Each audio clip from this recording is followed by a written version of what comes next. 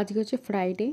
তো সকালবেলা ঘুম থেকে উঠে এদিক ওদিক খানিকক্ষণ খাওয়া দাওয়া করে টাইম পাস করে তারপর একটা ভিডিও শ্যুট করছিলাম। একটা get together with me video share করেছি তোমাদের সাথে, আগে চ্যানেলে চেক আউট করে আসতে পারো। আর পিছনে ওনাকে তো দেখছোই, আর একজন শুয়ে রয়েছে। আমার কোথাও বেরোনো থাকলে উনি তো আমার সাথে সাথেই ঘুরবেন। তো এই যে আমি তো রেডি, চলো এবার বেরোনো যাক।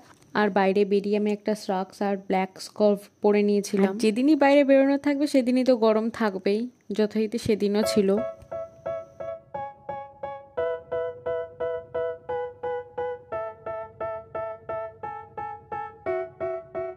ও, আজকে কোথায় যাচ্ছি সেটা তো বলাই হয়নি। আজকে হচ্ছে যাচ্ছি বর্ধমানে, কিছু টুকটাক কাজ আছে আর একটা বই কেনার আছে, সেই জন্যই যাচ্ছি আর কি। আর রাস্তায় বেরিয়ে ভেবেছিলাম কিছু একটা টিফিন করে নেবো। তো বাই রোড যাচ্ছিলাম যেহেতু, তোমরা তো এইখানে দোকানগুলো সবাই দেখেছো নিশ্চয়ই, ল্যাংচা কুঠি, ল্যাংচা ঘর, ল্যাংচা মহল, কত কি আছে, সব ওই ল্যাংচা ল্যাংচা ল্যাংচা দিয়ে অনেক নাম আছে। তো এই দোকানটায় আমরা ঢুকেছিলাম আর আমরা এই কচুরিটা অর্ডার দিয়েছিলাম। এটা ছোলার ছাতুর ভেতরে পুর দেওয়া ছিল যতদূর সম্ভব। আমার খুব একটা খাস লাগেনি, বাট ঠিকঠাক ছিল, তরকারিটা টেস্টি ছিল। আর সাথে অর্ডার দিয়েছিলাম একটা গুটকে কচুরি, না খাস্তা কচুরি বলে, এক এক জায়গায় এক এক রকম নাম বলে, বাট ওটাই অর্ডার দিয়েছিলাম। আর কচুরিটা যতদূর সম্ভব 40 টাকা নিয়েছিল, আর গুটকে কচুরিটা নিয়েছিল 15 টাকা। কি চাটনি কিরম যেটা খায়, ওটা মিষ্টি রস দিয়েছে, ল্যাংচারই রস।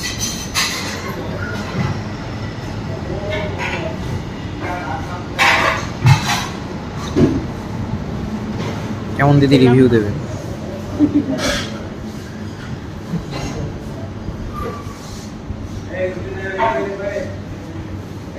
ভেতরে পুর পাচ্ছে না, ওটাকে ভাঙ দুই সাইডে।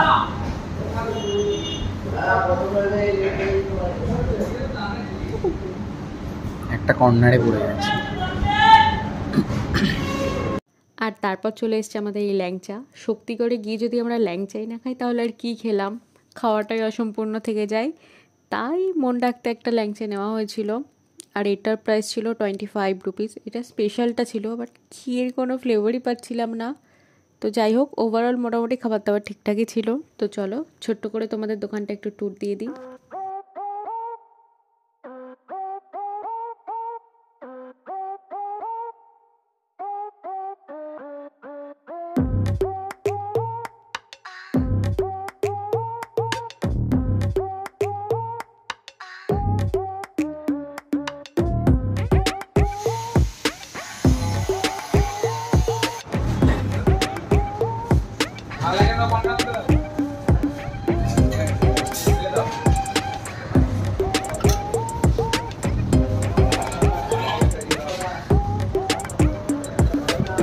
তারপর তো সকালের টিফিনটা করে ওখান থেকে রওনা হয়ে যাই।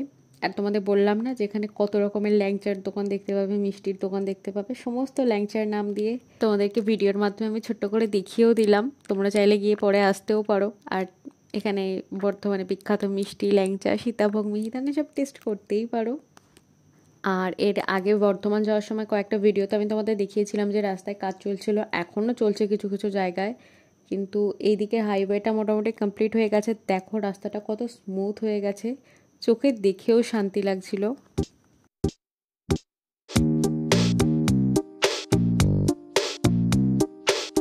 তারপর অন্যান্য যে সমস্ত কাজগুলো ছিল সেগুলো মিটিয়ে গেছিলাম বই কিনতে। তো এই বইগুলো দেখে নিচ্ছিলাম। আমি অ্যাকচুয়ালি দুটো বই কিনবো ভেবেছিলাম, তো তারপর লাস্টে একটাই নিলাম। তো বইটই কিনে তারপর গেছিলাম খেতে। একটু খাওয়া দাওয়া না করলে তা দুপুরে হবেই না।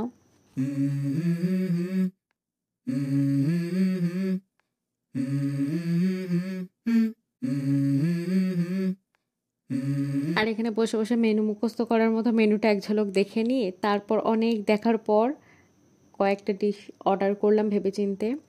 আর সব জায়গায় গেলে ম্যান্ডেটরি আইটেম একটা থাকে, ফিশ ফ্রাই। এটা আমাদের বেশ পছন্দই হয় খাবারটা, মানে গেলে খেতেই হবে এরকম একটা আইটেম, যেখানেই যাই না কেন।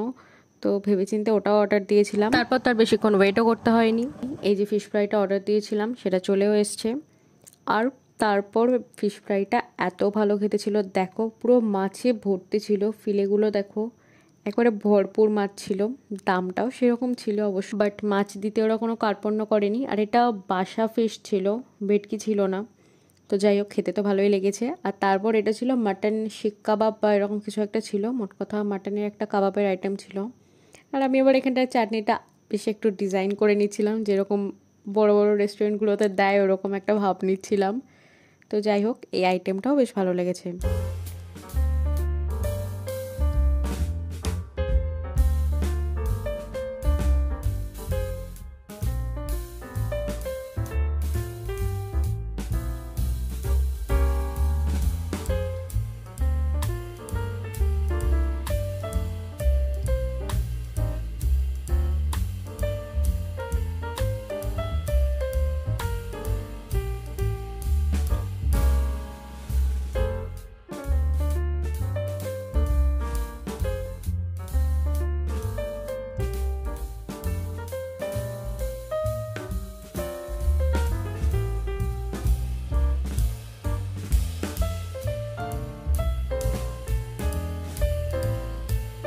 দুটো স্টার্টার আইটেম তো নিয়েছিলাম, দুটোই বেশ ভালো খেতে ছিল, বাট বিরিয়ানিটা অতটাও খাস লাগেনি। জানি না, বিরিয়ানিটা একদম লাইট ছিল। মানে আমি একটু মশলাদার পছন্দ করি, তো সেই জন্য আমার হয়তো ভালো লাগেনি, অন্যান্যদের হয়তো ভালো লাগতেই পারে। তো তোমরা চাইলে গিয়ে পরে খেতেও পারো। আর হ্যাঁ, বকতে বকতে তো বলাই হয়নি কোথায় এসেছে। এটা হচ্ছে বর্ধমানের সেকেন্ড ওয়াইফে। আগে ওদের একটা লোকেশনে ছিল, তো ওরা জায়গাটা চেঞ্জ করে এখানে হয়েছে যতদূর সম্ভব শুনলাম। তো আগের জায়গাটা না, এটা নতুন খুলেছে এই রেস্টুরেন্টটা। তো এটাতে ফার্স্ট টাইম এলাম, কদিন আগেই খুলেছে। আর এই যে এই গ্রিন চাটনিটা আমার যে কি পছন্দের, কি বলবো, যেখানে যাই সেখানেই মোটামুটি আরেকবার করে নিয়ে খাই। আর বলে না, যত হাসি তত কান্না। তো আমি এখানে এত হাসাহাসি করছিলাম, তো বাড়ি গিয়ে রীতিমতো আমাকে কাঁদার মতো অবস্থায় হয়ে গেছিলো। তোমরা বইয়ের দোকানে ওখানে ভিডিওটা ভালো করে দেখলে বুঝতে পারবে। ওখানে ক্লিপটাতে ছিল যে আমার কানেরটা খুলে পড়ে যাচ্ছে, আমি খেয়াল করিনি। রীতিমতো খুলে পড়েও গেছিলো এই রেস্টুরেন্টে খেতে আসার সময়। তো বাড়ি এসে আমি সন্ধ্যাবেলা একটু বেরিয়েছিলাম, তখন আমি এসে খেয়াল করছি যে আমার দুলটা কানে নেই। আমার তো কান্না করার জোগাড় হয়ে গেছিলো। আর বাইরে বেরিয়ে যে ভিডিও ক্লিপগুলো নিয়েছিলাম, তো ওইগুলো চেক করে বুঝতে পারি হয় বইয়ের দোকানে নয়, এখানে খেতে আসার আগেই খুলে গেছে কানের দুলটা। আর এখানে দেখছো না হাসাহাসি করছি, তো এখানে আমি 1 চামচ মৌরি মুখে নিয়ে বসেছিলাম, চিবোচ্ছিলাম বসে বসে।